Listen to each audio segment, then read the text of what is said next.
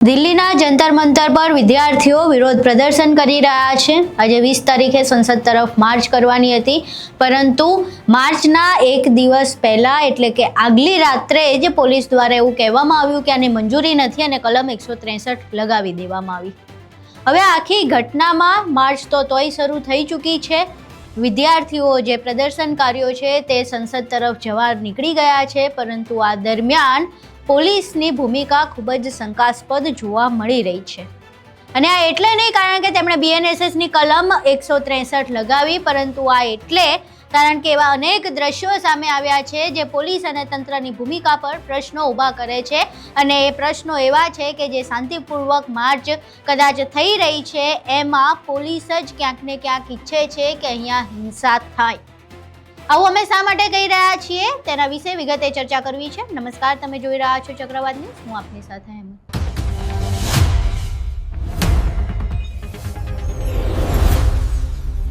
20 તારીખે એટલે કે આજે સંસદ તરફ માર્ચ જવાનું જાહેરાત થઈ હતી, પરંતુ આ માર્ચ શરૂ થાય તેની આગલી રાત્રે પહેલા તો એક એડવાઇઝરી દિલ્હી પોલીસ દ્વારા જાહેર કરવામાં આવે છે કે માર્ચની કોઈ મંજૂરી ન તો મળી છે ન માંગવામાં આવી છે, અને એટલે આ જે પ્રદર્શનકારીઓનો વિસ્તાર છે, જંતર મંતરનો આંદોલનનો વિસ્તાર છે, એના સિવાય તમામ જગ્યાએ BNSSની કલમ 163 લાદી દેવામાં આવી છે। એટલે 4 કે 4થી વધુ લોકો કોઈ પણ એકઠા નહીં થઈ શકે, સભા નહીં કરી શકે, રેલી નહીં કરી શકે, અને જો કરશે તો પછી BNS હેઠળ કાયદાકીય કાર્યવાહી કરવામાં આવશે। આટલે સુધી આ વાત સીમિત નથી થતી, પરંતુ ત્યારબાદ એવા દ્રશ્યો સામે આવે છે જે દિલ્હી પોલીસ અને તંત્ર પર ગંભીર પ્રશ્નો ઊભા કરે છે। અને એ દ્રશ્યો એવા છે કે જ્યારે ટીયર ગેસની ગાડીઓ આવે કે પાણીના ટેન્ક છોડવાની ગાડીઓ આવે ત્યાં સુધી તો ઠીક છે, પરંતુ પથ્થર ભરેલી ગાડી આવે છે, જંતર મંતર પર પથ્થર ભરેલી ગાડી જોવા મળે છે, અને એ કોઈ પ્રદર્શનકારી લઈને નથી આવતું, પોલીસના કાફલાની સાથે આવે છે એવું પ્રદર્શનકારીઓનો દાવો છે। વિડીયો સામે આવ્યો છે, પથ્થર છે ગાડીમાં, આખી ગાડી ભરીને પથ્થર છે, ગાડી ના કહી શકીએ આપણે, એને ટ્રક કહેવાય, એ ટ્રક ભરીને પથ્થર છે, અને પથ્થર એવા છે કે એક હાથમાં ઉપાડી શકાય અને ઉપાડીને ફેંકી શકાય। પહેલા એ દ્રશ્યો જોઈએ, ત્યારબાદ આના વિશે ચર્ચા કરીએ। भाई ये जो गाड़ी देख रहे हैं आप, इसमें पत्थर आए हुए हैं, ईंटें आई हुई हैं।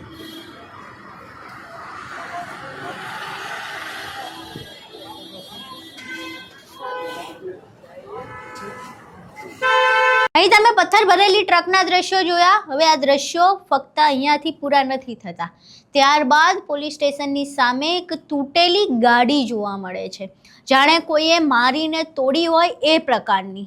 આ ગાડી ત્યાં શું કરી રહી છે એક પણ મોટો પ્રશ્ન થઈ રહ્યો છે। પહેલા એ દ્રશ્યો પણ જોઈએ।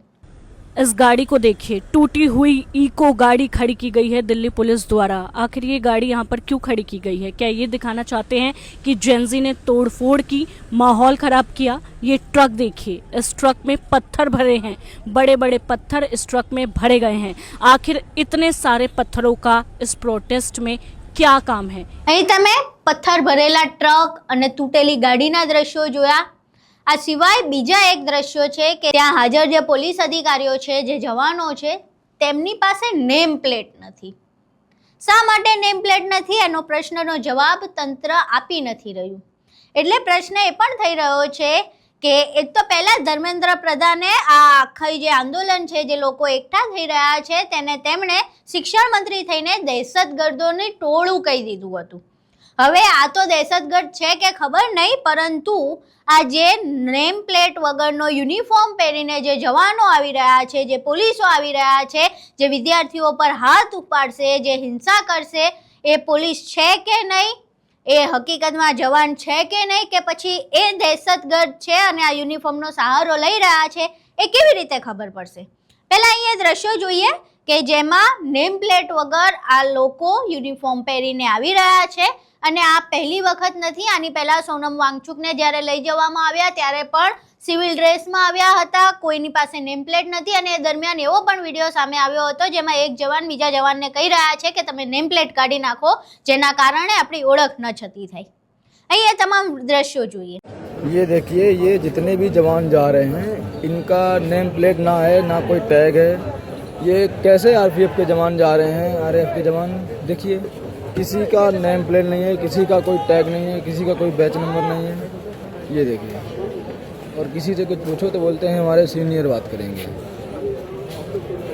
यहाँ से वहाँ तो देखो लाइन लगी पड़ी है, लेकिन किसी के अंदर, किसी की ड्रेस पर कोई टैग नहीं है, कोई बैच नहीं है, कुछ भी नहीं है, ना नाम प्लेट है, ना कोई टैग है। तो जी सर, आपका टैग क्यों नहीं है? आपका टैग किधर है? आपका नेम प्लेट किधर है? प्लीज़ आंसर अस। आपका नेम प्लेट किधर है? नहीं, ऐसा क्यों सर? मतलब हम सबके है, पीसफुल लेकिन प्रोटेस्ट सबके कर रहे आपके के पास हैं। नहीं है। अगर हम आपका नेम टैग नहीं है तो हम यहाँ पे आपको कौन समझेंगे? आप जवान हो या नहीं? आप नॉर्मल कपड़े में हो, नहीं, आपको जवाब तो देना पड़ेगा। सिर्फ आप नॉर्मल कपड़े में यहाँ पे खड़े हो, हम कैसे समझे कि आप जवान है? આ તમામ જે તમે દ્રશ્યો જોયા એ બધાય દ્રશ્યો એક દિવસ પહેલાના એટલે કે આગલી રાતના છે અને એની પહેલાના છે.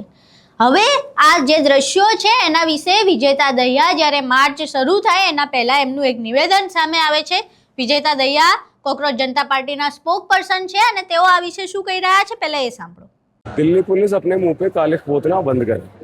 अभी हमारे एक वॉलंटियर है मोहन, उन्होंने जाके देखा कि एक ट्रक पत्थरों से भरा हुआ है और उसके साथ में टूटी फूटी कार खड़ी हुई है। तो आप सोच लीजिए कि पुलिस क्या तैयारियां कर रही है मार्च के लिए। शर्म बची है थोड़ी बहुत? अगर पुलिस वाले जनता की रक्षा करते हैं तो सोचिए कि ये कितनी एक ऑनरेबल नौकरी है। हर एक नागरिक पुलिस को सलाम करे।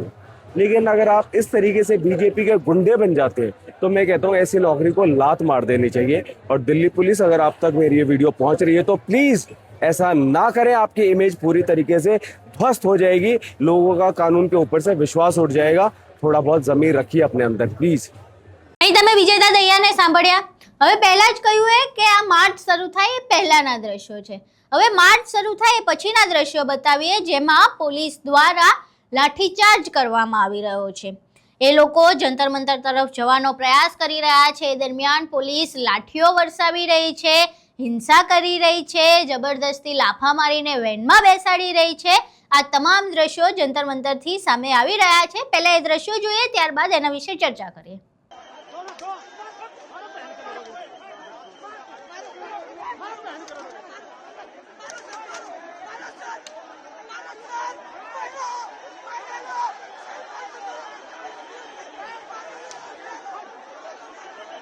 અહીં તમે તમામ દ્રશ્યો જોયા જેમાં પોલીસ કેવી રીતે લાઠીઓ વરસાવી રહ્યા છે. ત્યાં જે વિદ્યાર્થી છે, જે આંદોલનકારી છે, એ પોતે ઊભા રહી જાય છે, ગાંધીવાદ બતાવે છે પોતાનો. જે પ્રમાણે ગાંધી કહેતા ને કે કોઈ એક ગાલ ઉપર લાફો મારે તો બીજો ગાલ ધરી દેવો, બસ એ જ પ્રકારે વ્યક્તિ ત્યાં સ્થિર ઊભો રહી જાય છે અને કહે છે કે લ્યો, મારી નાખો. અને બાદમાં પછી પોલીસ પોતાની લાઠી પર કાબુ મેળવે છે. હવે આ જે દ્રશ્યો સામે આવ્યા છે એ દ્રશ્યો બાદ પોલીસની કામગીરી પર શંકા ઊભી થાય છે, પોલીસની કામગીરી પર પ્રશ્નો ઊભા થાય છે. પરંતુ આ તમામ બાબતોની વચ્ચે દિલ્હી પોલીસની એક ટ્વીટ સામે આવે છે. એ ટ્વીટમાં એવો દાવો કરવામાં આવે છે કે પોલીસ દ્વારા કોઈ પણ હિંસાત્મક વલણ અપનાવવામાં જ નથી આવ્યું. પહેલા એ ટ્વીટ જોઈએ અને એમાં જોઈએ કે પોલીસ દ્વારા શું બચાવ કરવામાં આવ્યો છે અને તેઓ શું કહી રહ્યા છે. અહીં તમે સ્ક્રીન ઉપર ટ્વીટ જોઈ શકો છો જેમાં લખવામાં આવ્યું છે કે મીડિયાના કેટલાક ભાગોએ દિલ્હી પોલીસ દ્વારા જંતર મંતર પર હિંસા અટકાયતના છૂટાછવાયા ઉપયોગનો ઉલ્લેખ કર્યો છે.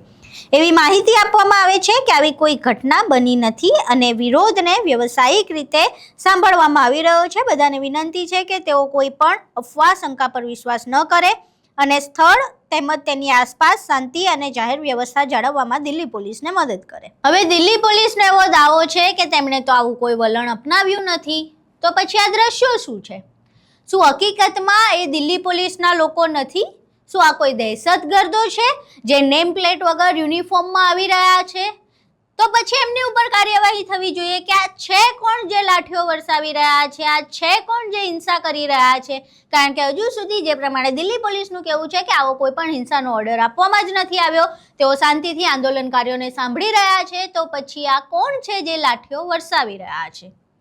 દિલ્હી પોલીસની ટ્વીટ પછી આ સવાલો વધુ મજબૂત બની રહ્યા છે અને તંત્ર અને પોલીસ ઉપર ખૂબ જ ગંભીર પ્રશ્નો પણ ઊભા થઈ રહ્યા છે.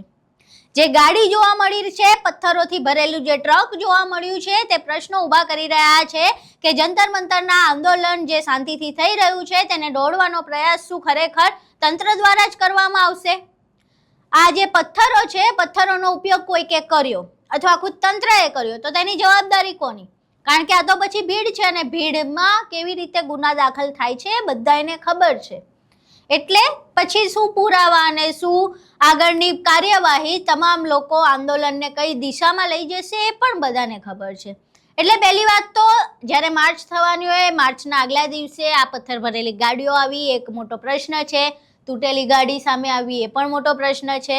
અને બાદમાં આ યુનિફોર્મ, નેમ પ્લેટ વગર જે યુનિફોર્મ પહેરીને આવે છે એના પર પણ મોટો પ્રશ્ન છે. કારણ કે ખબર કેવી રીતે પડશે કે આ પોલીસ છે કે નહીં, આ જવાન છે કે નહીં? અને જો કદાચ કોઈ ખોટું છે, કોઈ દહેશતગર્દ છે, કોઈ આંદોલન ખરાબ કરવા આવ્યું છે, કોઈ ખોટી રીતે હિંસા કરવા આવ્યું છે, તો એની ઓળખ તમે કઈ રીતે કરશો આ ભીડમાં? સૌથી મોટો પ્રશ્ન ઊભો થઈ રહ્યો છે. અને આ તમામ વિડીયો સામે આવ્યા બાદ દિલ્હી પોલીસ ઉપર સૌથી મોટા પ્રશ્નો ઊભા થઈ રહ્યા છે કે શા માટે નેમપ્લેટ વગર પોલીસ અધિકારીઓ અને જવાન ત્યાં હાજર છે? શા માટે તેઓ ખોટું બોલી રહ્યા છે કે કોઈ પણ પ્રકારની લાઠીચાર્જ નથી કરવામાં આવ્યો કે કોઈ પણ પ્રકારની હિંસાત્મક વલણ અપનાવવામાં નથી આવ્યું? દર વખતે મીડિયા ખોટું બોલે છે એવું તમે કઈ રીતે કહી શકો? અને જો મીડિયા ખોટું બોલે છે તો આટલા બધા જે વિડીયો સામે આવ્યા છે એ કોણ છે? જો એ તમારી પોલીસ નથી અને કોઈ દહેશતગર્દ છે જે નેમ પ્લેટ વગર યુનિફોર્મમાં આવ્યા છે તો તેની ઉપર કાર્યવાહી કરો. આખો તમે વિડીયો જોયો, એ તમામ વિડીયો અમે તમને બતાવ્યા. પોલીસની જે શંકાસ્પદ ભૂમિકા છે, જે ચર્ચાઓ થઈ રહી છે, જે પ્રશ્નો ઊભા થઈ રહ્યા છે એ પણ અમે તમારા સામે મૂક્યા. હવે આખા આંદોલનમાં જે દિલ્હી પોલીસની ભૂમિકા છે, જે તંત્રની ભૂમિકા છે, તેના વિશે તમારું શું માનવું છે? તમારા મંતવ્યો અમને કોમેન્ટ બોક્સમાં જરૂર જણાવજો. વિડીયો પસંદ આવ્યો હોય તો વિડીયોને લાઇક કરજો, શેર કરજો અને અમારી ચેનલને સબસ્ક્રાઇબ કરવાનું ભૂલશો નહીં. નમસ્કાર.